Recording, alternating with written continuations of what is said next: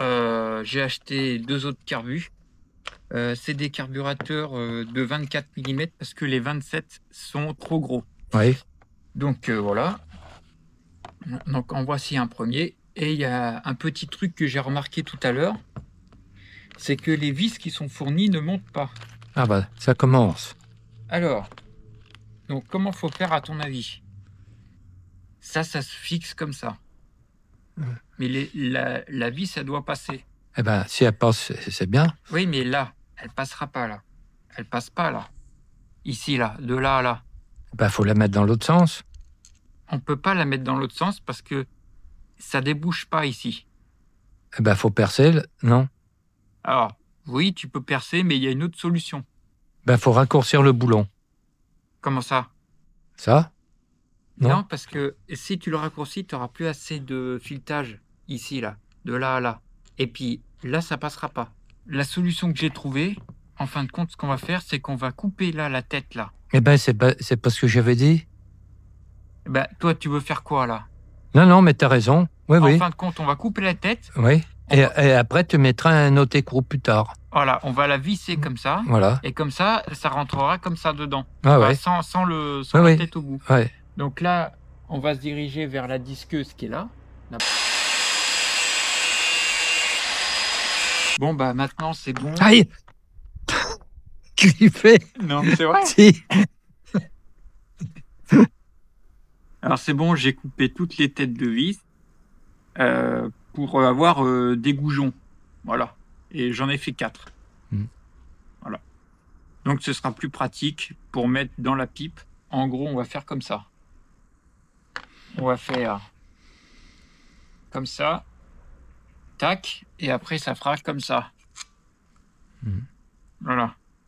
Ça fera comme ça. Et puis on mettra l'écrou au bout. Bah, comme sur celle-là, du coup. J'avais fait pareil.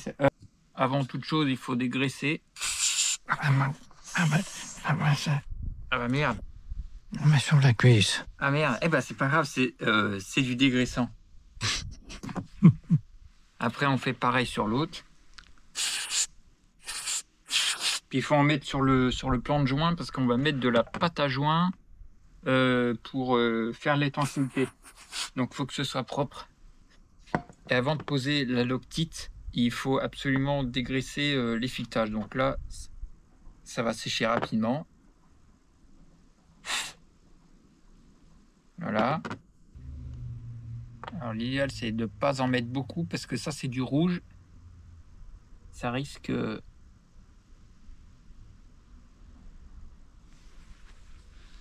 Voilà. Comme ça, je pense que ça va suffire. Ce sera suffisant comme ça.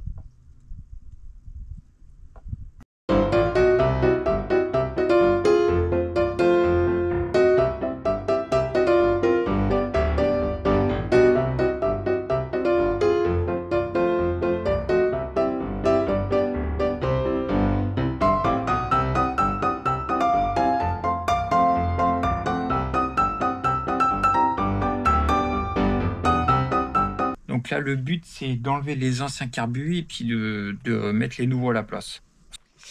Alors, c'était un petit peu le merdier pour tout monter.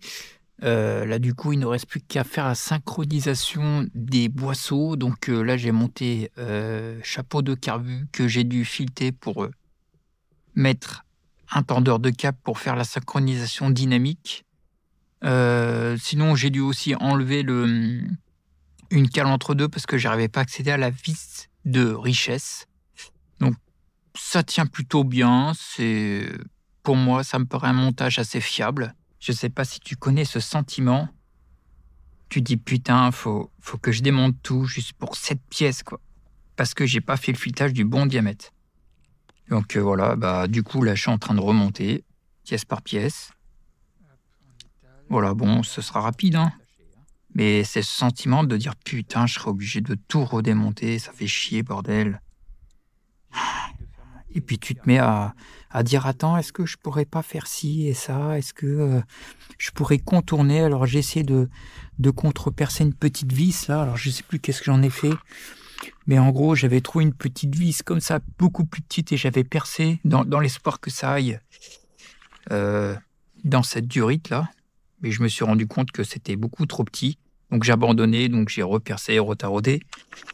Bref, maintenant, tout est OK. Donc il vaut mieux prendre son temps, tout bien, tout bien faire plutôt que faire des trucs archaïques qui sont pas spécialement adaptés, quoi. Voilà. Si c'est bon, voilà. C'est ma table, c'est mon parasol qui est là. J'ai testé des astuces qui consistent à mettre un forêt sous le boisseau. On le place sous le boisseau et ça permet d'égaliser les boisseaux. Donc j'ai branché tout le système d'appareil à dépression ici. Et je me suis rendu compte que cette méthode de mettre un forêt dessous le boisseau, c'est pas du tout fiable. C'est-à-dire que le moteur est totalement déréglé. Donc là, je vais démarrer la moto et on va voir à quoi correspond au niveau des centimètres. Donc moi, je vais me situer vers 18 environ. 18 et ça correspond à un régime de 1200 tours environ.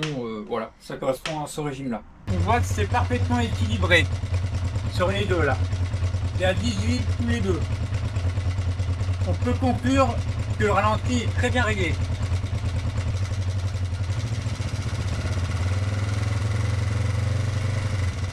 Donc là, d'après ce que je vois, le cadran m'indique que le cylindre gauche tournerait moins vite que le cylindre droit. Donc là, soit on va agir, en principe, on doit agir sur le cylindre gauche, donc en modifiant la tension des câbles. Donc je vais me positionner à gauche du moteur et vous allez voir en direct que ça va s'équilibrer. J'avais oublié de resserrer le boisseau à fond, ça y a modifié sur le cadran. Ah d'accord. Voilà. Donc là, ce que je vais faire, c'est que vu que maintenant c'est le cylindre droit qui tourne moins vite, je vais soit le tendre ou le détendre et après on va voir ce que ça donne sur le cadran. Ok. Voilà. Là c'est parti.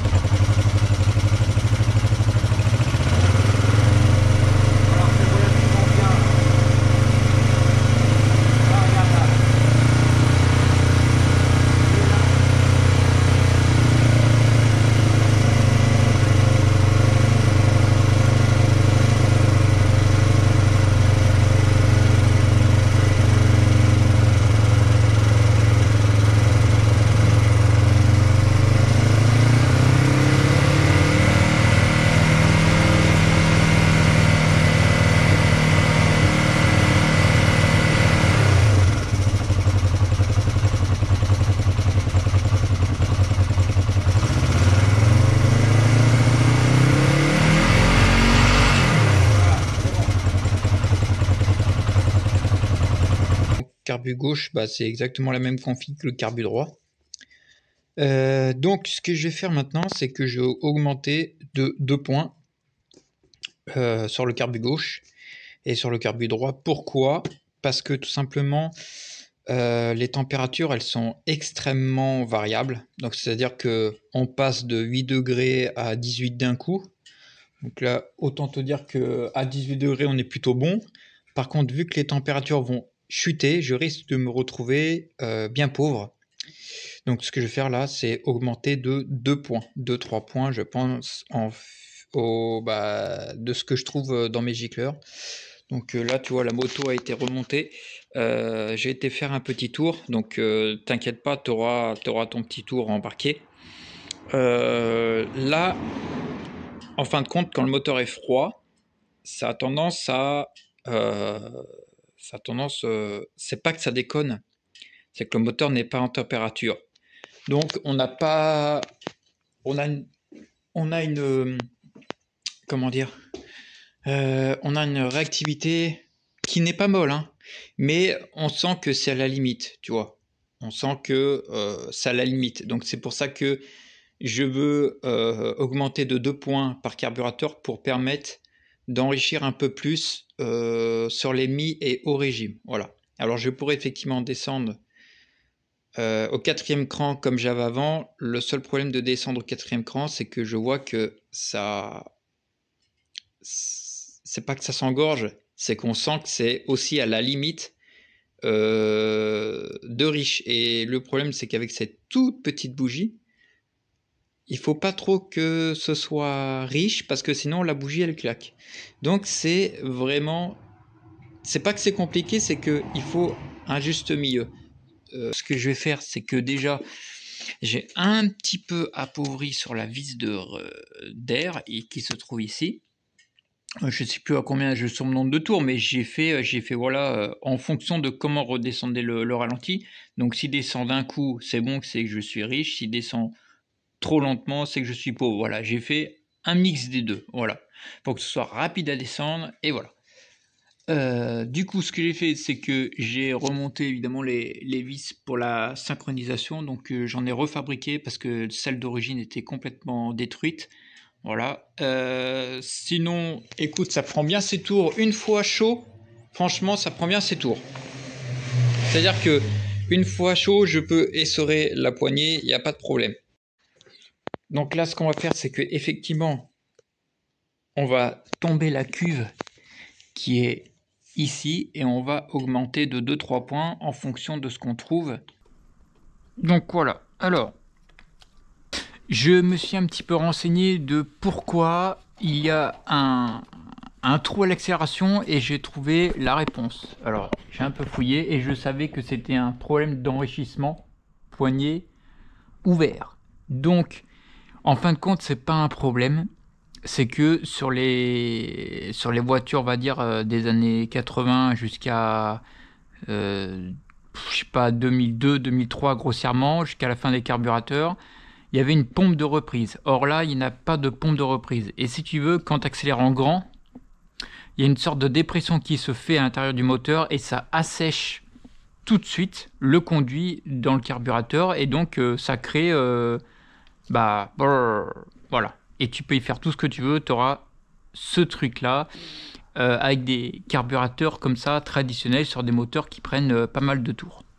Donc je vais pas le faire, mais il existe des carburateurs à pompe de reprise. J'ai vu les mêmes que j'avais, les 27 mm avec pompe de reprise. Donc ça sert à enrichir quand tu mets gaz en grand direct. Donc ça injecte une giclée d'essence dans le conduit par l'air, par le conduit d'air, et ça enrichit immédiatement. Ça évite l'assèchement du carburateur. Alors maintenant on s'en fout parce que ça se fait par injecteur. Donc voilà, là, il n'y a plus de problème pour ça. Mais là, c'est un carburateur. Donc voilà, il y avait cette solution aussi de mettre un carburateur avec pompe de reprise. Mais on roule cool. Il n'y a pas de nécessité. Je fais le maximum pour que ce soit bien réglé. Il y a... Hop là. Là, juste à dévisser. Après, je vais prendre un tournevis plat. Donc là, c'est à combien? C'est un... Attends, je vais le regarder moi par-dessus. C'est un 108 déjà. Je pensais que c'était un 105. Eh ben écoute, on va essayer de mettre un 110. On va mettre 2 points de plus déjà. Parce que j'aurais pas l'intermédiaire, moi, si tu veux. Alors, à ma grande surprise, le gicleur de 110 est pas trop mal. C'est-à-dire qu'on a un bon remplissage à mi-régime. À haut régime, ça a l'air d'être pas mal aussi. Par contre, on a un léger bridage. Donc, à voir si je garde ce gicleur de 110. Mais comme je t'ai dit, probablement, on va commencer à entrer dans un temps bien froid. Donc, de toute manière, ça devrait s'appauvrir.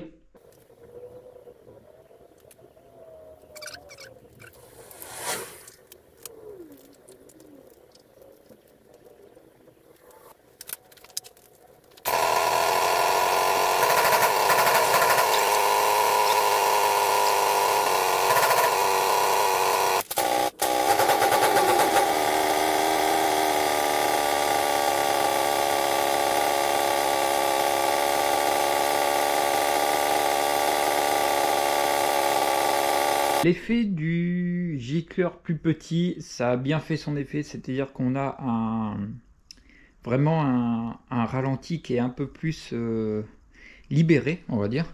Donc les gicleurs de 35, ça a l'air de bien correspondre. J'ai eu un petit peu peur que ce soit un petit peu faiblard parce que si tu veux, on sentait qu'à la poignée c'était un petit peu mollasson, mais une fois que le moteur chauffe, ça va. Et puis là, je suis au niveau de la vis de richesse. Bon, c'est selon les moteurs, selon voilà, mais on est à 1,5 tours. Donc on est parfait. Parce qu'avant, avec le gicleur de 40, il fallait dévisser plus de 2 tours et demi. Donc gicleur de 35 sur les deux queues, aiguille de troisième cran. Et là, en fin de compte, ce que je vais faire, c'est que je vais fignoler en off, vraiment. Là, j'ai fignolé le carbu droit, mais là, je vais fignoler le carbu gauche pour que la richesse soit correcte. Voilà. Et pour avoir un ralenti qui tient. Et là, je vais te faire voir du coup là ce que ça donne en ralenti. On est vraiment pas trop mal. C'est mieux qu'avec les gicleurs de 40.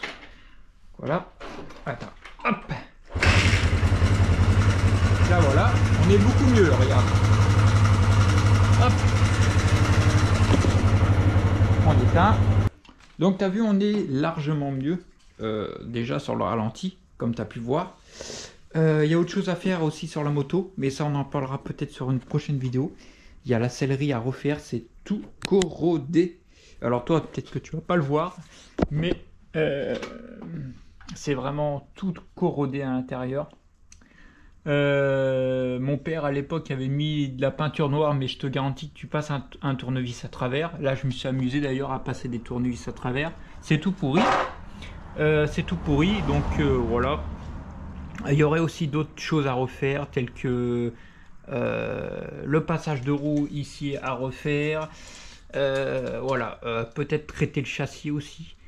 Là, déjà, on va fignoler tout ce qui est carburation pour être au top de top. Mais là, comme tu as vu, franchement, c'est vraiment bien. Là, je viens de m'apercevoir que on a un souci de câble qui fait masse. C'est celle-là là, qui touche. Celle-là, là. Celle-là aussi, il va falloir que j'y fasse quelque chose pour que ce soit bien propre. Ce que j'ai fait hier, je me suis amusé à fabriquer un petit outil pour aller régler la vis de richesse. Donc la vis de richesse qui est inaccessible, je répète. J'ai commandé ceci dit un petit outil sur AliExpress, on va voir si ça convient. Mais la vis de richesse, elle est planquée tout là-bas. Et je dois passer mon tournevis vraiment comme ça. Et c'est la galère pour régler. Donc là, je ne sais pas à combien je me situe au nombre de tours. Donc là, je me situe à 1,5. Dommage qu'il n'y ait pas un carbu, que j'ai pas trouvé un carbu. Le même exactement, mais avec une vis de richesse côté gauche. Parce que là, c'est côté droit. Donc forcément, quand tu te mets côté gauche, du moteur, bah, la vis elle se retrouve complètement prisonnière. Voilà, donc c'est pas évident tout ça. Donc voilà, là ce qu'on va faire, c'est que déjà il faut réparer ce problème de câble qui touche. Donc petite gaine, voilà, truc comme ça. On va prendre ça chez moi. Et puis pour le moment, c'est déjà pas mal. Ça me plaît bien. On avance petit à petit. Et voilà.